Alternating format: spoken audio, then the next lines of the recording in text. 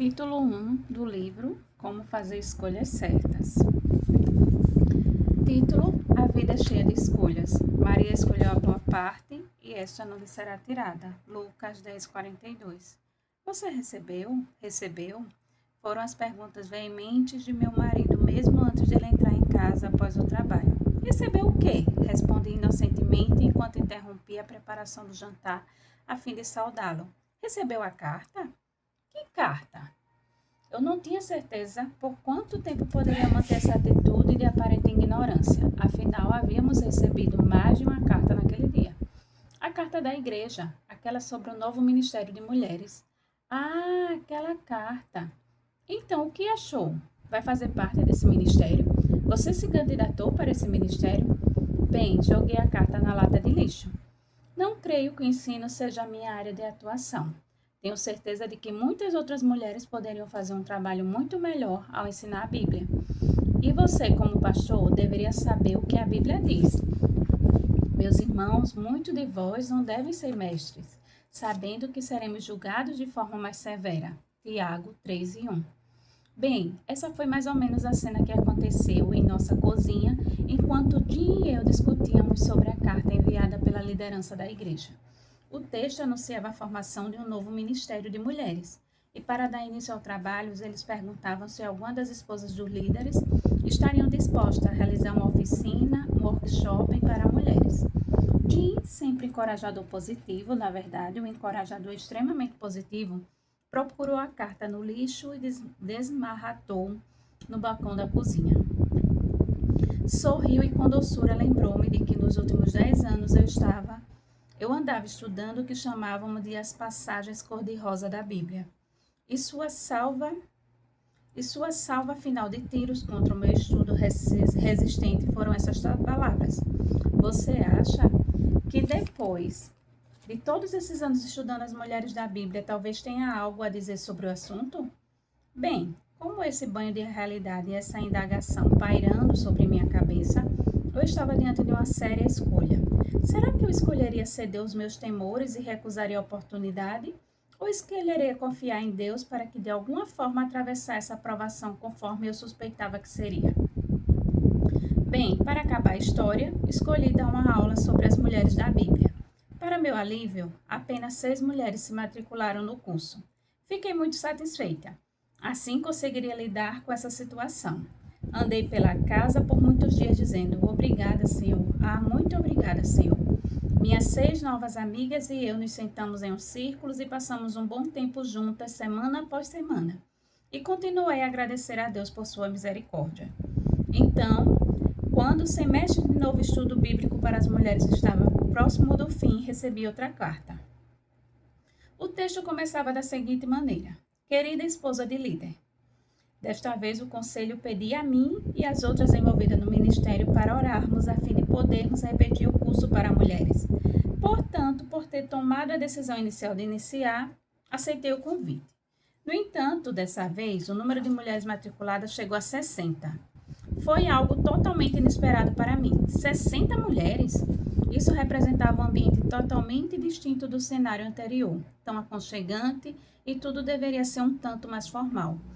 Um estande de leitura, um microfone e uma sala de aula. Contudo, aceitei a dificuldade e decidi oferecer o curso só mais uma vez. Ou pelo menos foi o que eu imaginei.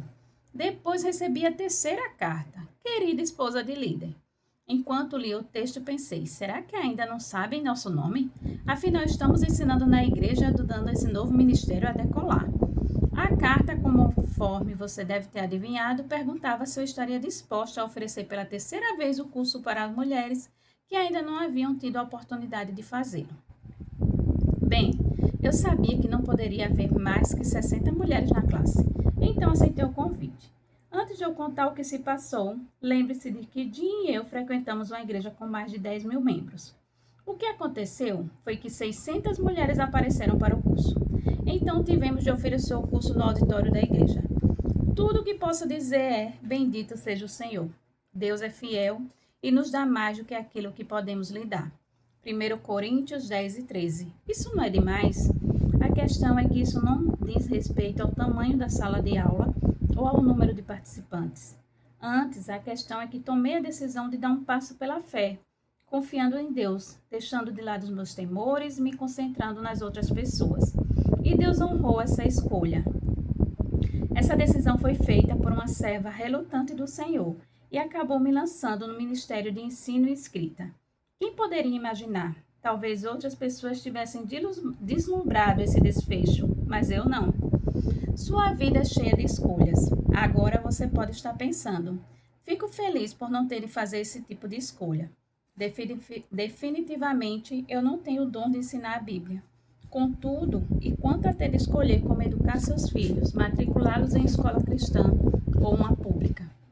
Ou quem sabe, cuidar de seu pai ou de sua mãe na velhice, na sua própria casa, na casa de um dos pais ou em um residencial para idosos.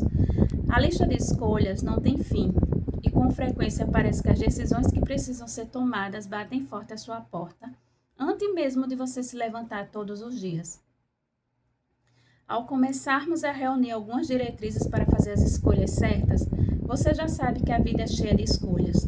Na realidade, você teve de fazer uma escolha antes de começar a ler este livro sobre como fazer escolhas. Portanto, a questão não diz respeito meramente ao ato de fazer escolhas em si.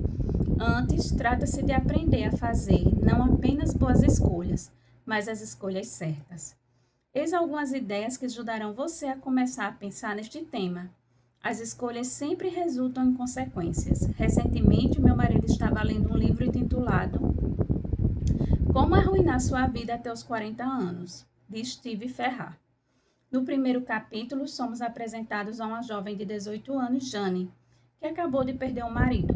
Sem nenhuma fonte de sustento, mãe de 2 crianças pequenas, ela vai até um penhasco à beira de um lago com a intenção de dar cabo da vida. A história prossegue para relatar como a atenção dessa jovem atormentada acaba sendo atraída por algo que acontecia do outro lado do lago. Com essa interrupção em seu pensamento sombrio, a jovem decide dar meia volta, sair daquele local e voltar para casa. Bem, nada havia mudado. Sua vida ainda parecia sem esperança. No entanto, algumas semanas depois da experiência à beira do lago, Jane abraça a fé em Cristo. Mais tarde em sua vida, encontra o capitão John Guinness e se casa com ele, cujo tataraneto é os Guinness, afamado apologista cristão e autor de mais de 20 livros. Ela, Jane, tinha de fazer uma escolha, e essa escolha acarretaria consequência. Esse conceito conhecido como causa e efeito. Com a escolha errada, ela arruinaria a infância de seus filhos pequenos. No entanto, aos 18 anos, Jane fez a escolha certa. E sua família hoje, quase 200 anos depois, ainda é grata por essa escolha. As escolhas que você faz em sua vida são tão relevantes quanto a de Jane. As escolhas nem sempre têm o mesmo peso. Obviamente, a escolha de Jane foi de grande valor. Foi uma escolha entre a vida e a morte. Muitas escolhas que você faz são mais cotidianas, que roupa vestir para uma festa ou um chá de bebê. Ou que tipo de cereal ingerir no café da manhã. Contudo, vez ou outra, você depara com as escolhas mais sérias, potencialmente transformadoras de vida, como qual carreira seguir ou se você deve se casar ou não. Por não saber de antemão como alguma escolha vital que você faz em um único dia impactará a sua vida, você certamente gostaria de lidar com cada escolha com cuidado e pedir sabedoria e orientação de Deus. As escolhas também acontecem por omissão. O fato de você viver adiando uma visita ao médico sobre uma dor persistente é de fato uma escolha. Você tem medo do que essa dor pode representar. Portanto, fica protelando a consulta. Esperar para tomar uma decisão nem sempre é algo ruim, mas nesse caso, um atraso pode significar a diferença entre a vida e a morte. Quando nos sentimos desconfortáveis sobre uma escolha, algumas vezes postergamos fazer o que é certo, justo, honrado ou edificante, como pedir perdão a alguém. Em outros momentos, postergarmos porque somos preguiçosos ou não pensamos que o assunto é muito importante, ou tomará muito de nosso tempo. Considere uma escolha simples como ler a Bíblia. Você pode afirmar: não tenho tempo para ler a Bíblia, e assim não a lê. No entanto, na realidade, se você fosse honesta consigo mesma, admitiria que está realmente dizendo: estou escolhendo não ler a Bíblia. As escolhas não têm dois resultados. As escolhas são boas ou ruins, certas ou erradas. E metade de uma escolha errada, ou particularmente errada, ainda é uma escolha errada. Meu exemplo favorito é: vou fazer isso depois. Embora eu possa ter a melhor intenção de fazer a escolha certa, o que acontece em geral é que a minha escolha parcialmente errada de fazer algo, mais tarde levará a uma escolha totalmente errada quando não chego a agir. Ou seja, quando acabo de fato não fazendo essa escolha. Reconhecer que há apenas dois resultados ajuda a tornar mais claro para você o processo de tomada de decisão. Quando você depara com a escolha a ser feita, ou você a faz ou não a faz. E se você souber que é algo extremamente importante que precisa fazer para beneficiar os outros, faça isso imediatamente. As escolhas são como as frequências feitas por influência de outras pessoas. O ambiente, a cultura, a família, os amigos, os temores, o orgulho, a ganância. Todas essas forças externas exercem influência em sua vida. A solução de Deus: envolva-se com o maior número possível de influências positivas. Caso contrário, a observação do apóstolo Paulo se comprovará verdadeira em sua vida. Não vos enganeis, as más companhias corrompem os bons costumes. 1 Coríntios 15, 33. As escolhas certas exigem premeditação. O livro de Provérbios adverte reiteradas vezes contra a tomada de decisão precipitada e chama de tolo o indivíduo que se apressa a entrar em problemas. Provérbios 13, 16. O que você pode fazer? Retardar suas decisões o máximo que puder. Isso ajudará você a tomar a decisão mais correta possível no que diz respeito ao tempo. Tempo gasto em oração, tempo gasto buscando a direção da Bíblia e tempo gasto ouvindo conselhos sábios. As escolhas certas colocam você no centro da vontade de Deus. A vontade perfeita de Deus sempre vem com as escolhas certas. Essa é a razão pelo qual é tão importante estudar a palavra de Deus, orar e buscar conselhos piedosos. Assim, meus amados, como sempre obedecestes, realizai a vossa salvação com temor e tremor, porque é Deus quem produz em vós tanto querer como realizar, segundo a sua boa vontade. Filipenses 2, 12 e 13. Algumas coisas das quais se lembrar quanto às escolhas. Escolhas atraentes às vezes levam ao pecado. Escolhas boas têm resultados positivos de longo prazo. Escolhas certas algumas vezes são difíceis. Observando as escolhas pelo espelho retrovisor. Façamos uma breve reflexão. Mais cedo vimos que as escolhas sempre têm consequências. Em meu caso, quando me voluntariei para dar minha primeira aula, a consequência foi ter de estudar, me preparar para as aulas, ficar diante de todas aquelas mulheres e orar sem parar para que a minha mente e boca funcionassem e para que as minhas pernas parassem de tremer. De início foi uma consequência assustadora, mas com o passar do tempo e com a ajuda do Senhor, ganhei experiência inestimável e aprendi a lidar com as exigências e os medos.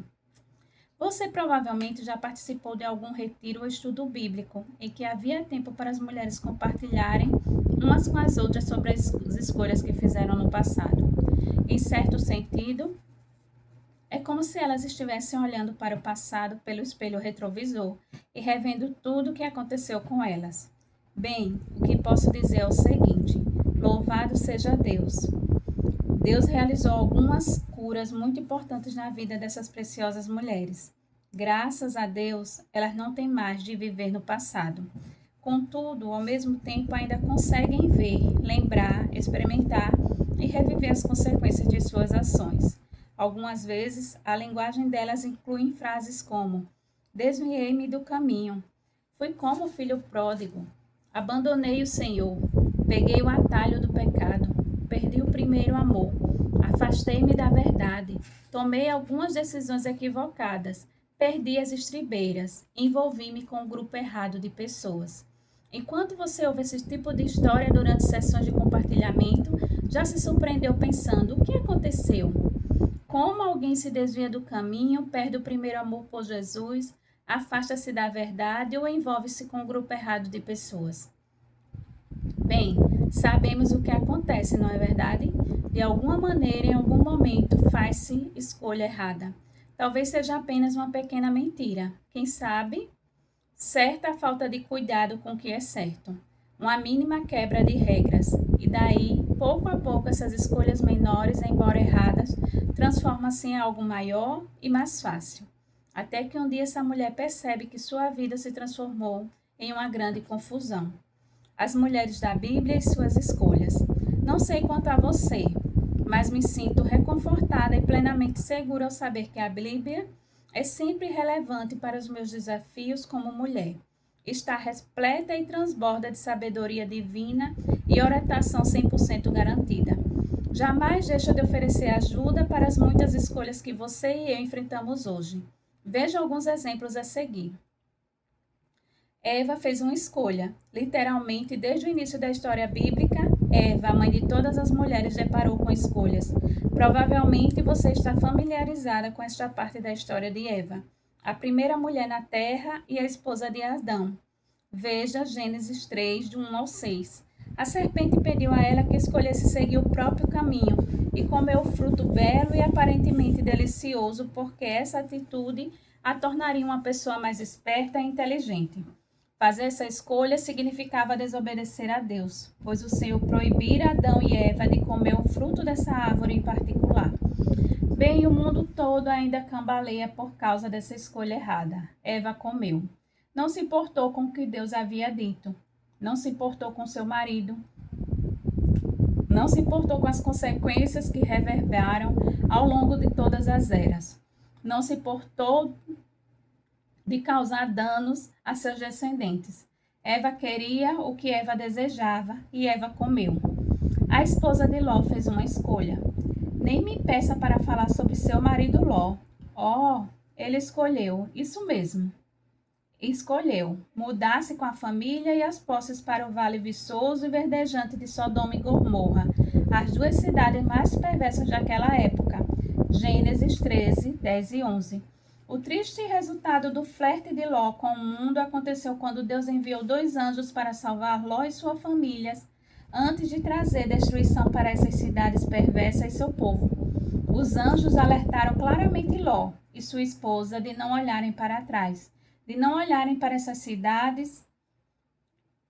Isso ficou muito claro, não é mesmo? No entanto, é evidente que a sedução do estilo de vida da cidade grande era muito atraente para a senhora Ló. E ela olhou para trás. De forma intencional, ela fez a escolha errada. Isso lhe custou a vida, pois ela se transformou instantaneamente em uma estátua de sal.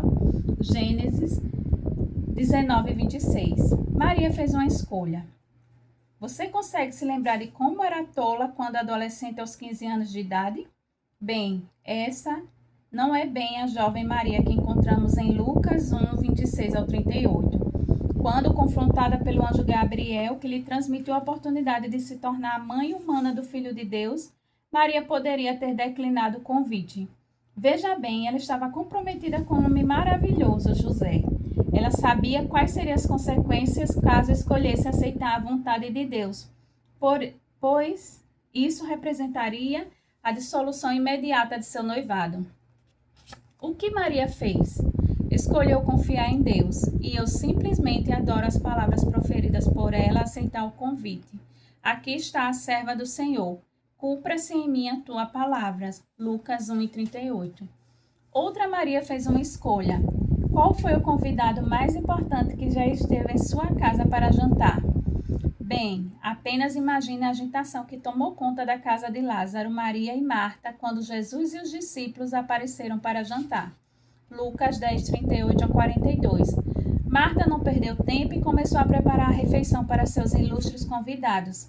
Em algum momento, Marta ficou frustrada. Sem refletir muito sobre o assunto, reclamou com Jesus por causa de Maria, sua irmã e ajudante que estava sentada aos pés de Jesus ouvindo seus ensinos, em vez de auxiliar a irmã com os preparativos para o jantar. É claro que os preparativos precisavam ser feitos, e ter 12 convidados para jantar representa uma casa cheia. No entanto, foi assim que Jesus avaliou a escolha de Maria em parar com seu serviço para se sentar aos pés e ouvi-lo. Maria escolheu a boa parte e esta não lhe será tirada. Lucas 10:42. Era como se Jesus estivesse dizendo: ouça, Marta, você tem a vida toda a preparar e servir refeições, mas hoje você tem a mim. Não repreenda sua irmã. Maria fez uma escolha mais excelente. E sei que isso não está na passagem da Bíblia, mas gosto de imaginar que talvez Jesus tenha se movido um pouquinho para o lado, abrindo espaço para Marta se sentar ao lado dele. A escolha é sua. Tenho certeza que você já sabe que suas ações dependem de escolha. Também sabe que algumas das escolhas estão fora de seu controle. Você não tem controle sobre a quantidade de horas que trabalha, os horários do ônibus da cidade ou a escola das crianças, nem sobre a programação da igreja. Você consegue captar o cenário. No entanto, uma profusão de escolhas chega a cada novo dia, quase a razão de uma por minuto. Para que as faça, e essas escolhas, minha amiga, dizem respeito à sua vontade. Você precisa decidir o que fará ou não fará, como agirá ou não agirá em determinada situação. Você precisa fazer escolhas, o que significa que não pode culpar ninguém pelo que acontecer depois de suas decisões. Felizmente, se você ainda não estiver fazendo as boas e as melhores escolhas, este livro a ajudará a aprender e escolher de forma sábia. Apenas mais um pouco neste início de jornada. Você não pode apagar uma escolha errada nem suas consequências indesejáveis. No entanto, você pode escolher aprender a partir de cada escolha errada. Você pode registrar essas escolhas equivocadas e tomar a decisão de deixá-las para trás. Você, com a experiência passada e a ajuda de Deus, se sairá melhor da próxima vez. Fará uma melhor escolha. Não importa a sua situação, nosso Deus quer entrar em sua vida e ajudar-lhe a recolher os cacos, ajuntando-os pela salvação e graça que acompanham a aceitação de Jesus como Salvador e o caminhado intermédio do Espírito Santo. Nada do que tem acontecido em sua vida estará fora do alcance das mãos amorosas do Deus de todo consolo, do Deus de toda graça, do Deus de toda cura e, em especial, do Deus que ama você de forma incondicional, independentemente do seu passado e independentemente das suas más escolhas. Que Deus magnífico você tem e serve. As diretrizes de Deus para você fazer as escolhas certas. As diretrizes apresentadas a seguir ajudarão você a caminhar ao longo de seu dia, confiante de que está buscando fazer as escolhas certas. Trate cada dia como importante para a sua vida, ensinando-nos a contar nossos dias para que alcancemos um coração sábio. Salmos 90:12.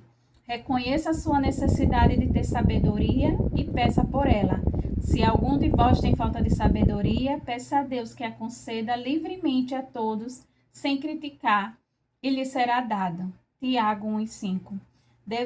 Desenvolva o profundo respeito por Deus. O temor do Senhor é o princípio da sabedoria, e o conhecimento do santo é o entendimento.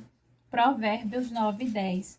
Mantenha um relacionamento vital com Jesus, para que o Deus de nosso Senhor Jesus Cristo, o Pai da Glória, vos dê o espírito de sabedoria e de revelação no pleno conhecimento dele. Efésios 1:17.